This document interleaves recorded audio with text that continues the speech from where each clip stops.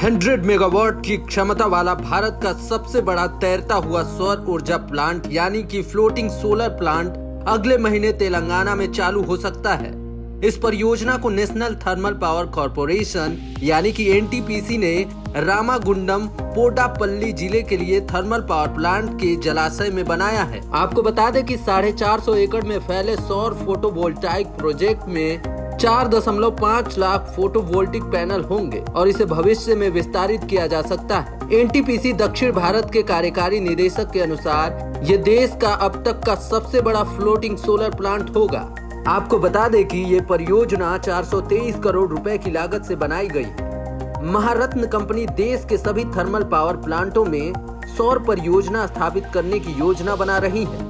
NTPC ने दक्षिण भारत में 450 मेगावाट की कुल क्षमता के सौर ऊर्जा संयंत्रों की योजना बनाई है। इसमें से 217 मेगावाट के प्लांट जल निकायों पर तैर रहे होंगे। केरल के कायमकुल्लम गैस संयंत्र में 92 मेगावाट और विशाखापत्तनम के सिम्हाद्री पावर प्लांट में 25 मेगावाट के प्लांट स्थापित किए जा रहे हैं। केरल के कायाकुल्लम और गुजरात के कावा में पायलट प्रोजेक्ट को सफलतापूर्वक पूरा करने के बाद एनटीपीसी ने बड़े फ्लोटिंग सोलर प्लांट लगाने की शुरुआत की है। अधिकारियों का कहना है कि सौर ऊर्जा परियोजना 2022 तक नवीकरणीय ऊर्जा क्षमता के 175 गीगावाट के लक्ष्य को प्राप्त करने के लिए देश की प्रतिबद्धता के अनुरूप है। दक्षिण भारत में आने वाले सोलर प्लांट को अगले कुछ महीनों में चालू किए जाने की संभावना है। कोविड-19 महामारी की वजह से परियोजनाओं के निर्माण में देरी हुई है। फ्लोटिंग सोलर प्लांट के तहत फोटोवोल्टिक पैनल जल निकायों की सतह पर तैनात किए जाते हैं। एनटीपीसी के अधिकारी बताते हैं कि जल निकायों और विशाल जलाशयों पर तैरती सौर इकाइयां स्थापित करने से लागत में कटौती करने में मदद मिलती है। ग्राउंड माउंटेड प्लांट की तुलना में फ्लोटिंग सोलर यूनिट्स लागत प्रभावित साबित होती है, चूँकि दक्षिण भारत में बड़ी संख्या में जलाशय हैं। ऐसे में एनटीपीसी दक्षिण भारत में फ्लोटिंग सोलर प्लांट स्थापित करने पर ध्यान केंद्रित कर रही है। कंपनी के अधिकारियों का कहना है कि वो अपने फायदे की वजह से सोलर फ्लोटिंग प्लांट पसंद करते हैं, क्योंकि जमीन पर 1 मेगावाट सौर फोटोवोल्टिक संयंत्र स्थापित करने के लिए 5 एकड़ भूमि की आवश्यकता होती है और भूमि अधिग्रहण में चुनौतियों को देखते हुए अधिकारी अस्थायी पद्धति के लिए जा रहे हैं। चूँकि जल निकाय एक शीतल प्रभाव डालते हैं, ये सौर फोटोवोल्टिक पैनल के प्रदर्शन में 5 से 10% तक सुधार करता है। इसका मतलब ये है कि प्लांट ओनरों के लिए ये बेहद फायदेमंद है। दिलचस्प बात ये है कि दुनिया की सबसे बड़ी फ्लोटिंग 600 मेगावाट की सौर ऊर्जा परियोजना भी भारत में ही आ रही है।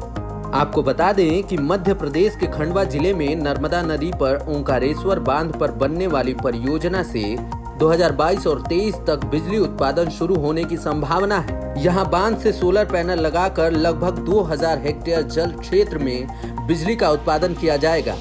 जलाशय में पानी की सतह पर सौर पैनल तैरेंगे। वहीं रामगुंडम में चल रही सौर ऊर्जा परियोजना से तेलंगाना में बिजली उत्पादन में नवीकरणीय ऊर्जा की हिस्सेदारी को बढ़ावा मिलने की उम्मीद है। तेलंगाना में सौर सहित नवीकरणीय ऊर्जा की कुल स्थापित क्षमता 2019-20 में 3944 मेगावाट। तेलंगाना उन राज्यों और केंद्र शासित प्रदेशों में से एक है जो 2022 के लिए अपने नवीकरणीय ऊर्जा लक्ष्यों को पूरा करने के लिए ट्रैक पर हैं। दक्षिण भारत में एनटीपीसी द्वारा सौर ऊर्जा परियोजना में 2013 में रामगुंडम में 10 मेगावाट का सोलर प्लांट बनाया था।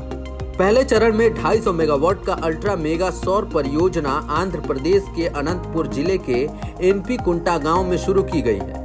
आपको बता दें कि एनटीपीसी तमिलनाडु में तूतीकोरिन के पास एटायपुरम में जमीन पर लगने वाले 230 मेगावाट के सौर ऊर्जा संयंत्र पर भी काम कर रही है।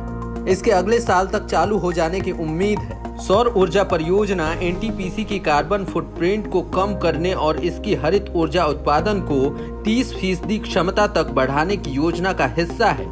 एनटीपीसी ने दक्षिण भारत में कुल 9125 मेगावाट क्षमता के सौर ऊर्जा प्लांट स्थापित किया है।